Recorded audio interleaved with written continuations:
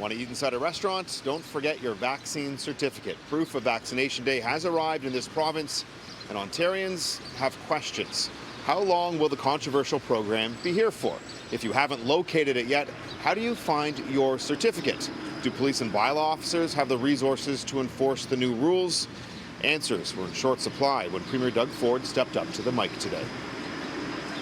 As we begin this vaccine certificate, there'll be a period of learning. I want to be clear, enforcement will lead with education.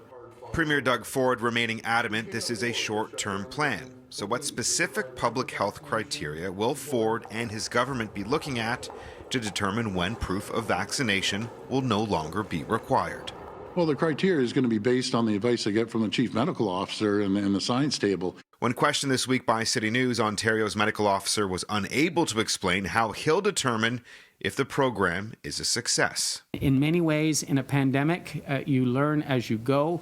On October 22nd, each Ontarian should receive their own unique QR code. For now, you can use the paper receipt you received when you got your jab or go onto this Government Ontario website to download it. So we're going to do our best as we can. If people don't have their details, then unfortunately we won't be able to let them in. But there's going to be a lot of learning over the next few days.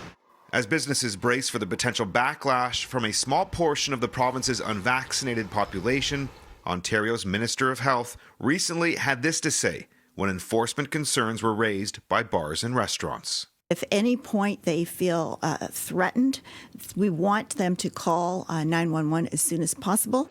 In a statement to City News, Toronto Police were clear that they would like to remind the public that 911 is for emergencies only and should only be used when there is an immediate threat or a crime in progress. Toronto's COVID-19 incident commander added some further clarity today, instructing businesses to contact bylaw officers. The best route to bring forward concerns or complaints on emergency sense is 311.